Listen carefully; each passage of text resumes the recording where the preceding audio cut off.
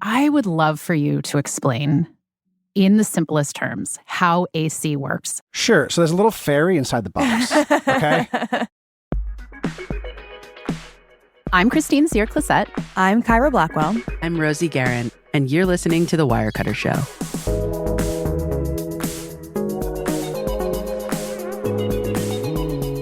This episode is called Optimize Your AC.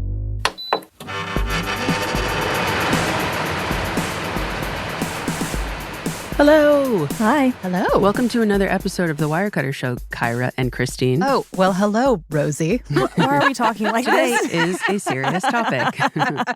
It's hot. It's so hot. It's so hot. And actually, let's get serious about talking about cooling off your house.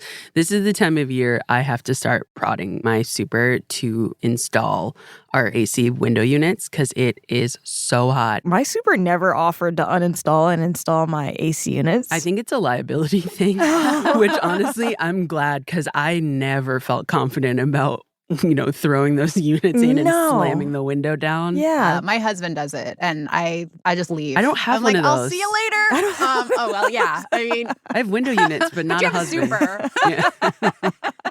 Well, I grew up without AC. A lot of people, I'm from the Pacific Northwest, and a lot of people in the Pacific Northwest do not have AC. And that is becoming a bigger issue because it's getting hotter. Yeah. A lot of people don't have windows that will fit a window AC, and a lot of people don't have central AC. So it can be really tricky. I remember in the dead of summer having to rely on the window fans that my dad would install in my bedroom. Yeah. This was before we had central air, and it was that was what we had. Yeah. We have a lot of coverage on our site around air conditioners. We have guides to window units and portable units and split units, which we're going to talk about in a little bit. But we also have a lot of coverage around how to keep your home cool, even if you do not have AC. And there's a lot of different strategies you can use. Yep. So today on the show, we're going to talk with staff writer Thom Dunn, who reviews all kinds of air conditioning units. He's going to walk us through how window and portable units have become a lot better over the past decade. And he'll also share some strategies that anybody can use regardless of the type of AC they're using to keep their home cooler. And we're also going to talk with senior staff writer Liam McCabe about heat pumps, which can replace a traditional AC system. This can be a really beneficial investment if you're a homeowner thinking about upgrading your heating and cooling system. And a bit later, we're going to tell you about a recent recall of Wirecutter's favorite window AC, the Midea U. Christine will lay out how to figure out if you have a recalled model at home and what you can do about it. So we'll be back after a break with everything you need to know about ACs with Thom Dunn. Stick around.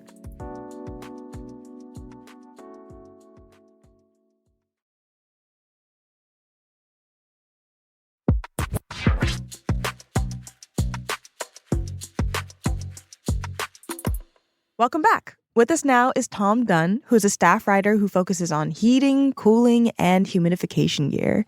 He's tested over 100 ACs and fans for Wirecutter since 2017. For our window AC guide alone, Thom has tested over 4 dozen AC units, and he's manually installing them in his home in the muggy Boston heat himself. Welcome to the show. Thank you for having God's work, me. Thom. God's work. Thom, how are you testing all of these window AC units in your home? Is it like you have 48 windows and 48 AC units? The first year I tested this, we actually lived in Ithaca, New York, and I had an extra guest room that had 3 hung windows in it. It's the kind that vertically slides up and down. And I think my neighbors thought I was a psychopath because I had 3 ACs stacked in all the windows of one bedroom.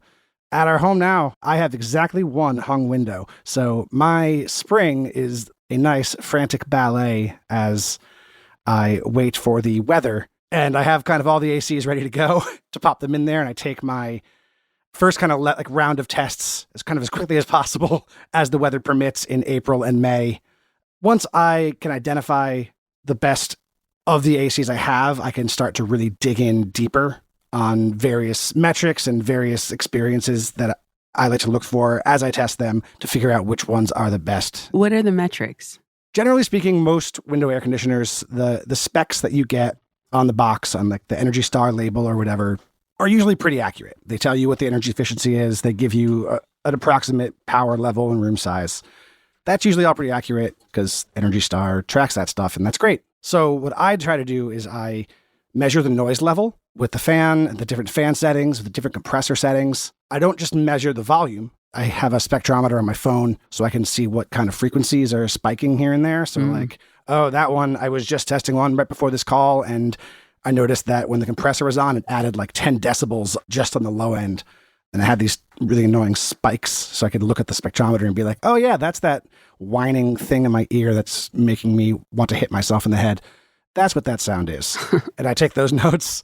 And while I do that, I have it plugged into an energy consumption monitor so I can track how much power it's using. So you're actually measuring the energy output. You're measuring noise level. What else makes it into the metric? So then I also have a few monitors set up around my office so I can track over the course of several hours how the temperature and the humidity changes. The general testing process is that I will let them run for usually about 2 hours, and I leave the monitors one about 3 feet away and one about 6 feet away on a diagonal. And I track all the changes in temperature and humidity. And I go back and look at that and be like, how well is it moving air around the room? How quickly did it cool the room? And the whole time I do that, I am sitting in the room, taking notes anyway, seeing like how comfortable it does this. Maybe I thought a fan was kind of loud at first, but then when you're sitting in the room, you go, yeah, no, that's okay. Sometimes you sit in the room and you think it's a great air conditioner, and then you go, why am I so uncomfortable right now? And then you start digging in more as to figure out, what about this one is making me kind of feel miserable?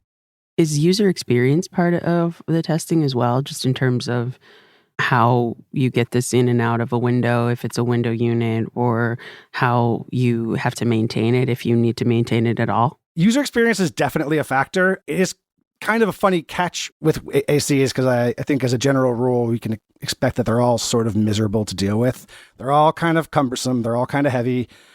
None of them are fun to lug into a window and pull the top window down quickly to hold it in place. Some of them are worse than others, and some of them are better than others.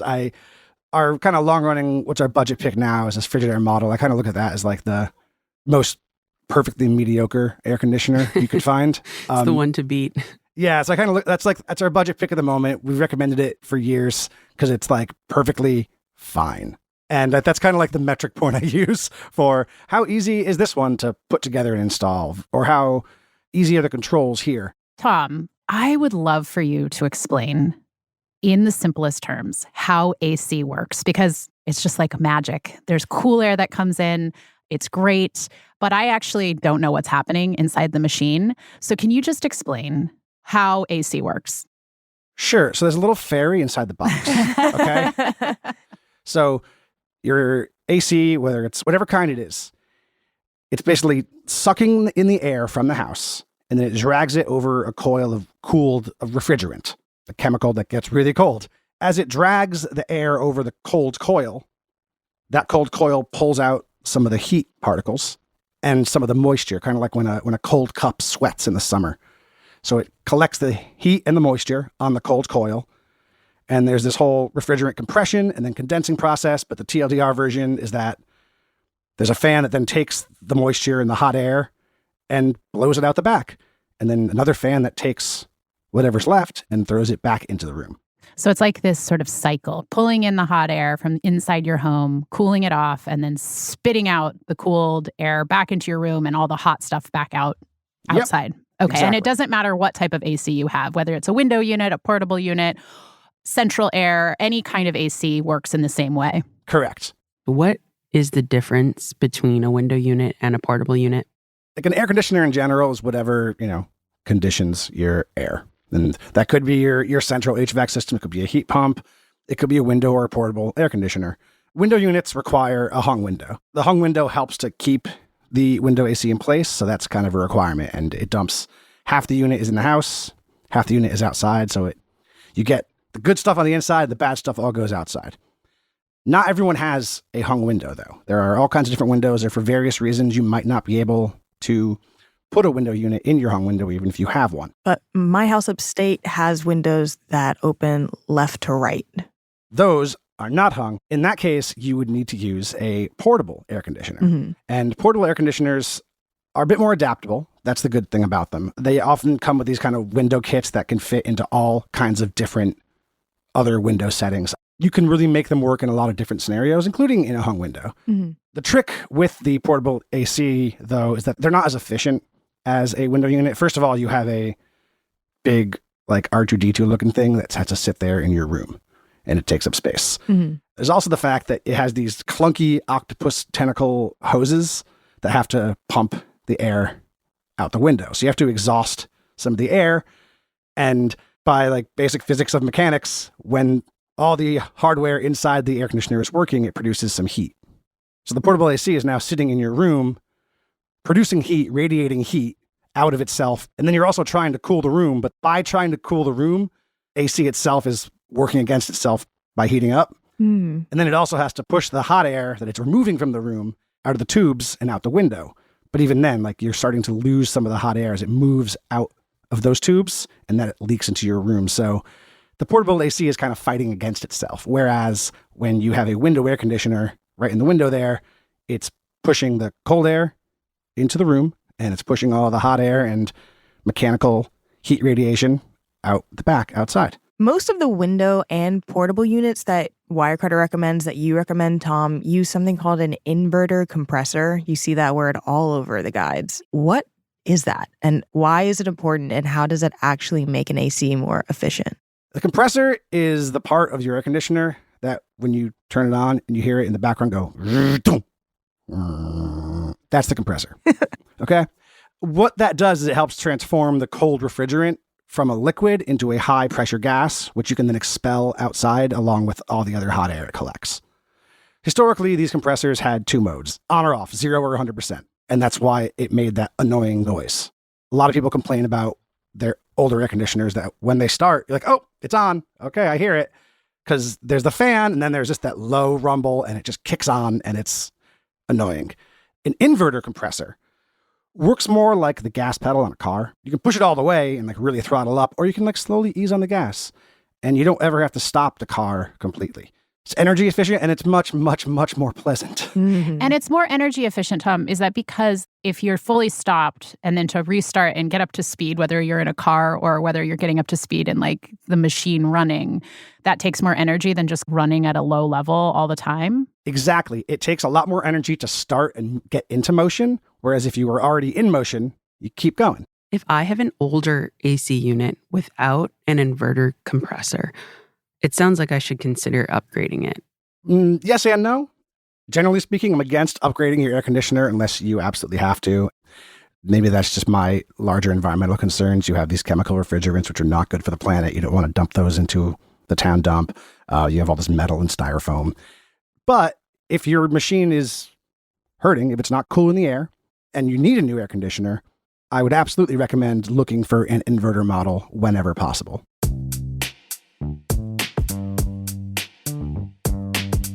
Well, I remember in my first apartment in New York, it was a 3-bed. It was tiny, but for whatever reason, the only AC unit that my dad thought to give me was like 100 pounds.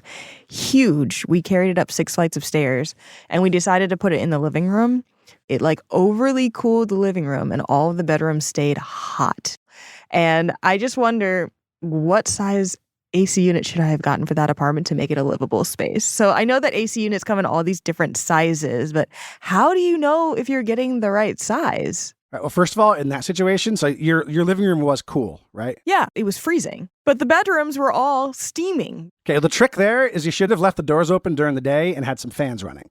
That could have helped a lot. I know you have roommates. You don't want like we all just basically live in the one room. It's just all the doors are open. Right. I do understand that, and that puts you in a weird spot. So that way it wouldn't be miserably cold in the living room, and it would spread that air around. Okay. But on a larger scale answer to that question, ACs are typically sized in BTUs, which are British thermal units. I don't know why. The Brits. Colonialism. Yeah. I don't know why who in Britain invented this necessarily, but it is the amount of energy needed to heat 1 pound of water by 1 degree. Most of these air conditioners that you'll find today give a room size recommendation. So we typically test using 8,000 BTU models. 8,000 BTUs are usually recommended for rooms of like 250 to 350 square feet. I'm guessing, Kyra, that your dad got you like a 12,000 BTU AC for that room. Tom. I'm going to guess, which is usually for like 450 or 500 square feet and up. I mean, our entire apartment was probably like 300 square feet total. Right, you lived in New York. I get it. Yeah, it can be tempting to be like, oh, cool, this one's bigger and colder. But that is a temptation you should resist. Last year, I started wondering about this because they were so much cheaper. Especially, I found that Costco always had sales on huge versions of our picks. And what I found, I did some tests last year.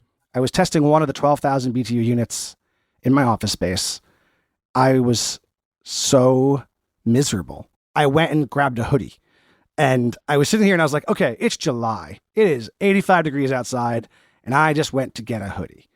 My office felt like I was in Ireland. I just felt damp. And that's because the larger ACs can do a worse job of removing the moisture from the air. So they will do a fantastic freaking job of just cooling your room really fast. Your room goes from 80 to 60 and you're comfortable. Great, you think, except the humidity in the room has barely changed at that point. And now you are feeling clammy and you are feeling damp and it sucks. So basically, Thom, to keep your home as comfortable as you can be for the temperature, you should get an AC unit appropriately sized for your space. And then if you're finding that you're still not feeling quite comfortable, it might actually be a humidity issue, right? The room is cool enough, but the humidity might be too high. Yeah, the ACs direct some of their energy to cooling and some of it to moisture removal. And the larger ones just can't remove as much of the moisture as quickly. I will add, a lot of the air conditioners come with built-in dehumidifier modes. And a lot of them also have some sort of auto setting. And for most people, I actually, especially if you have an inverter model, I actually recommend just leaving your AC pretty much all summer on the auto setting. Because that way there are some days where it's not that hot, but it's really humid. And the AC will flip over to dehumidify mode and actually cool you down. So to that end, Thom, the $100 million question, do we need to be turning our AC off when we leave the house or the apartment to save energy? No, not necessarily. As far as your own energy bill use goes, you can actually save money by leaving your air conditioner on. I did a piece last year. I set up air conditioners in 3 units stacked in my building across the course of several days during a heat wave. And for some of the days, I turned the ACs off during work hours, air quotes, and then turned them back on like around 4 p.m. before people got home from work. And then the other days, I left them running all day at a higher temperature. And when I left it running all day, it used a lot less energy and it was ultimately more comfortable. So if you really want to save energy and be more comfortable, you want to just turn your AC up a little bit when you're not home. That's very surprising. Hot take. Yeah. And a very hot take. I'm going to get so many angry emails again. And you know what? I stand by it. So for folks listening at home, if you're kind of in the market for either a window unit or a portable unit, which is not as great as a window unit, you might want to think about an inverter model that has an inverter compressor. And all of us should be thinking about just keeping our ACs on instead of turning them off. It can be more energy efficient that way, especially if you're using an inverter compressor. But also get an AC unit that fits the size of your room. Exactly. Bigger is not always better, folks. Okay, so we've covered the basics of portable and window AC units, but for some people listening at home, you may not have a window unit or a portable unit. Maybe you have central air, which is when your heating and cooling runs through ductwork in the walls or the ceiling. Or maybe you have ductless mini splits, and those are the units that are mounted onto a wall or a ceiling or the floor that also serve as both a heater and an AC unit. So if you're a homeowner, you may end up coming to a cross in the road where you have to decide whether you're going to upgrade your AC and your heating. And oftentimes today, that means you're going to be talking about a heat pump. So we're going to actually take a break right now. And when we're back, we're going to bring on another one of our colleagues, Liam McCabe, to talk to us about heat pumps and why someone might want to consider one if they're about to upgrade their HVAC system. And then, Thom, we're going to have you back and we're going to talk a little bit more about what anyone can do to keep their home cooler, whether they are using AC or whether you don't have AC and you're just kind of like facing a heat wave and you need to figure out how to keep your home cool. We'll be right back.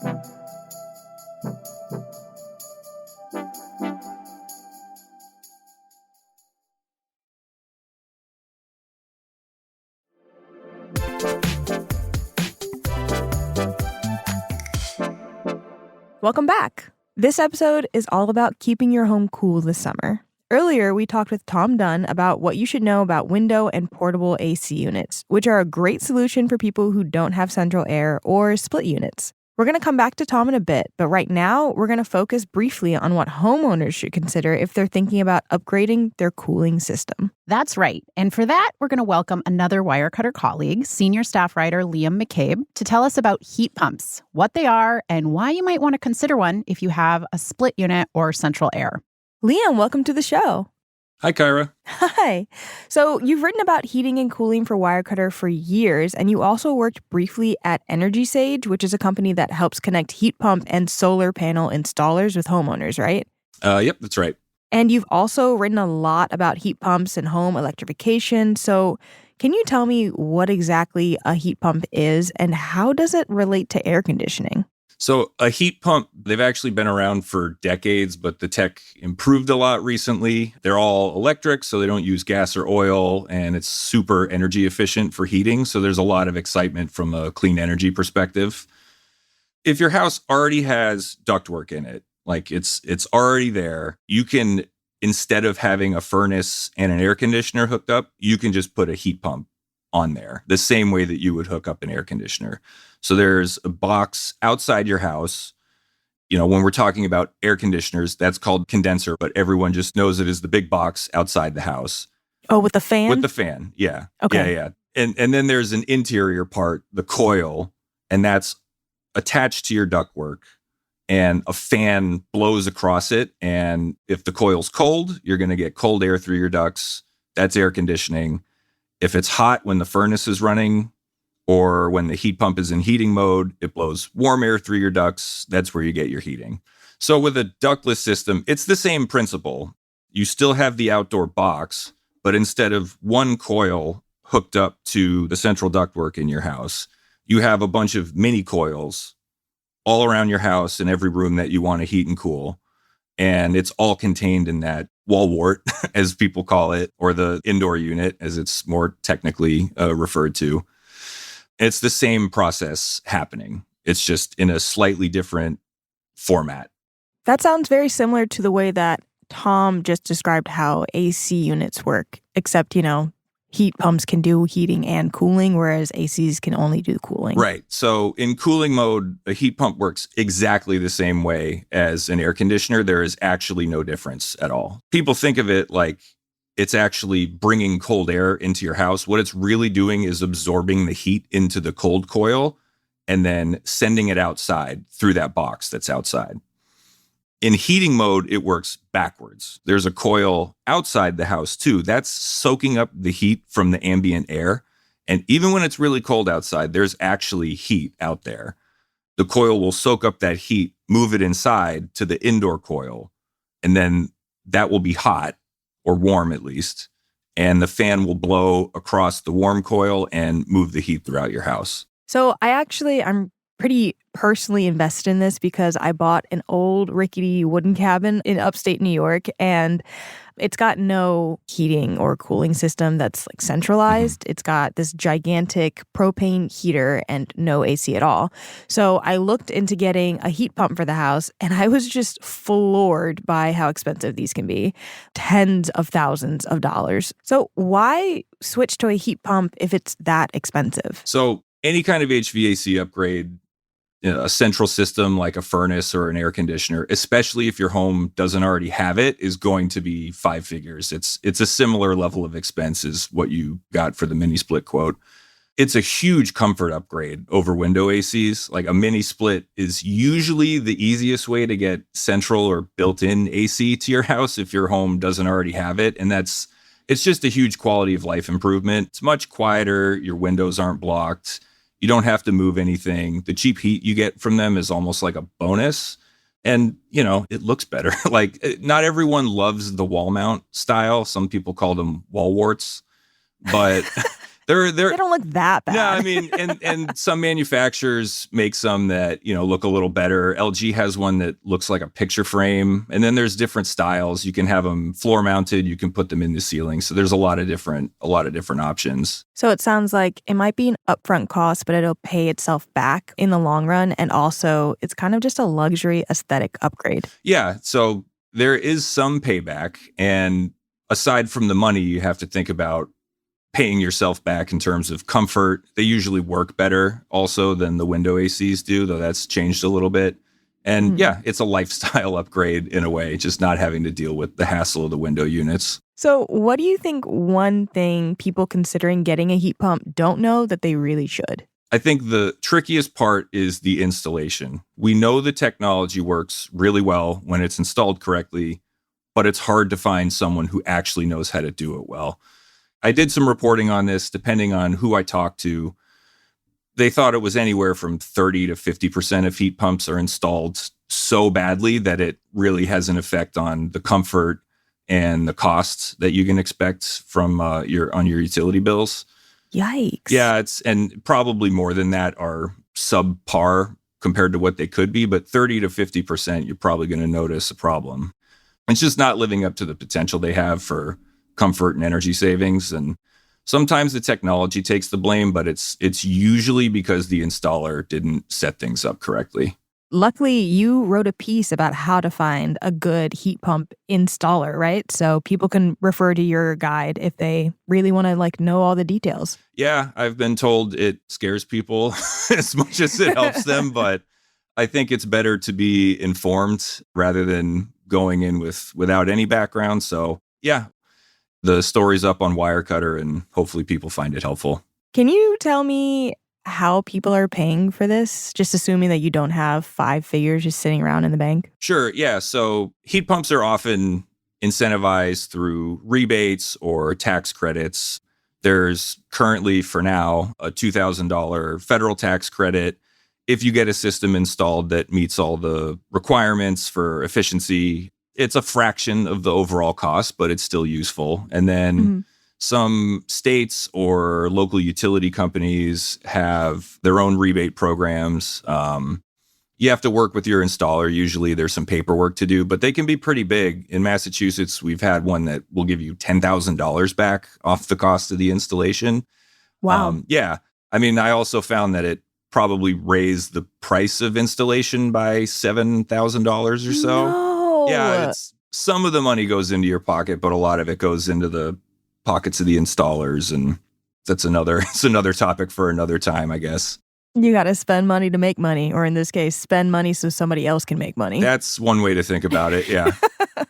A lot of the areas that have incentives for heat pumps also have these really low interest or 0% loan programs as another way to try to encourage people to adopt this technology. All right. Well, thank you so much, Liam. Thanks, Kara.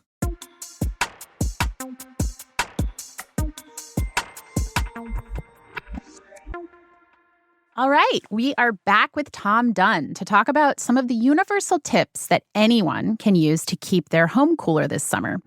Thom, what are some of your basic strategies that anyone could use, whether they're using AC or not, to keep their home cooler this summer? If you want to keep your home comfortable, honestly, all year round, weatherization is so key. You can get weatherizing strips you can line around your windows, for example, or under your door, and that can make a humongous difference by keeping the outdoors air and the indoors air separate.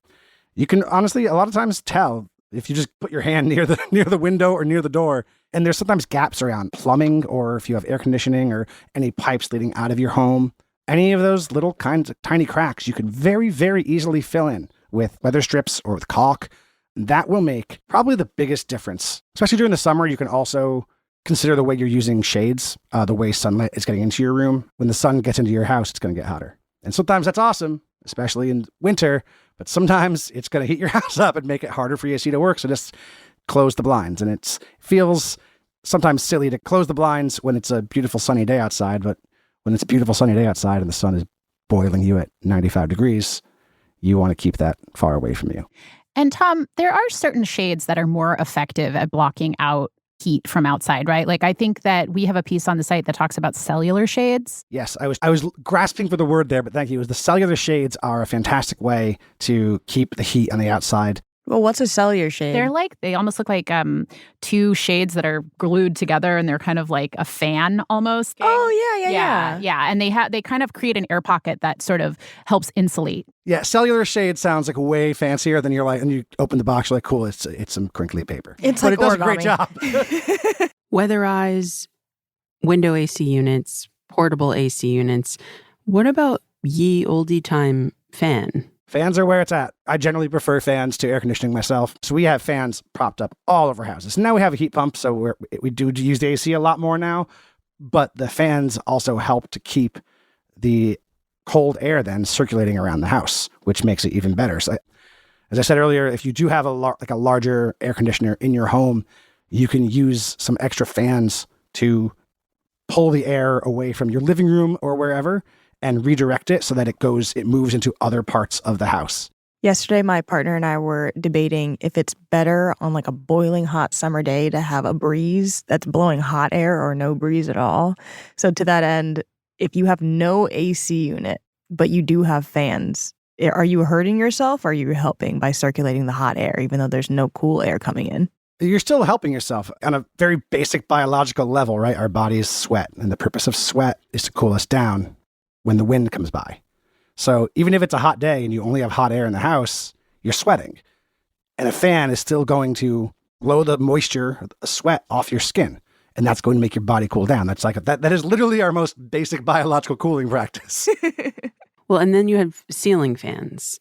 Ceiling fans, if you have a ceiling fan, just leave it on all summer. One of the neat tricks with ceiling fans is that they work just as well in the winter and the summer, but you have to make sure you change the direction of the fan. So warm air is lighter than cold air, and it rises up into the room. So during the winter, you want to run your ceiling fan clockwise, which will then help to push the warm air down to the room so that you're not losing all the heat you've been generating and paying for. Then during the summertime, you want to run the opposite direction. You want your fan to run counterclockwise. That way, it pulls the warm air up and out of the room and keeps pushing the cooled air back down so you're not overusing your air conditioner. Otherwise your ceiling fan would basically be dumping your AC air over into the next room or out the window or whatever, and you don't want that. The more you know. I've lived all these years and I never knew. Thom, thank you so much for joining us. Our thanks to Liam McCabe. Thanks, Thom. Thank you. Thom. Thank you.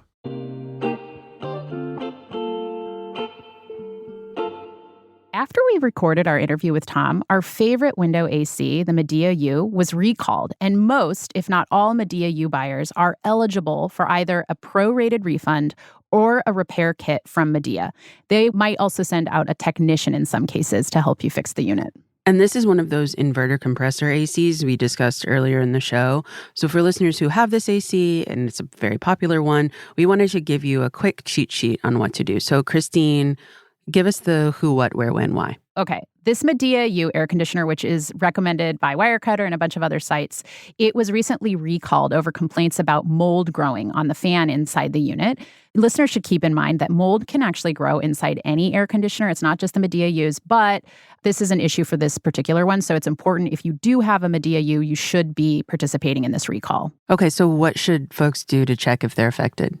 To check your Midea for mold, you should look inside the grill. We're going to put a diagram in the show notes and see if there's any mold growing there. So probably use a flashlight or something like that to absolutely. Use a flashlight or a headlamp.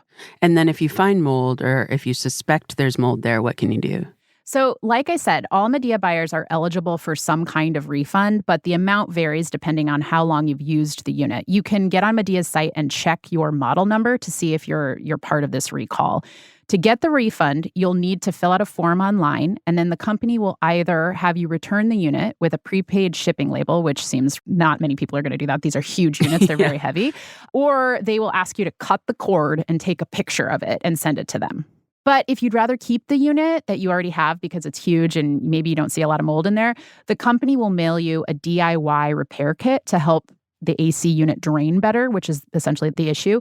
If your AC doesn't have a drain plug already, the company says it will send a technician out to drill one.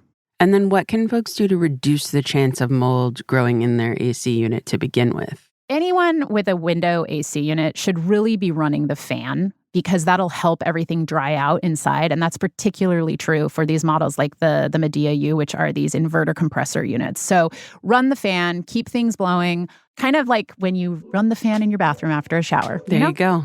Thanks for that, Christine. Absolutely. Today, we had a double header, Thom and Liam. We had the heating, cooling super duo. I really didn't think I was going to find it so interesting to learn how AC units work. Who knew? Yeah. What are you guys actually taking away from this app?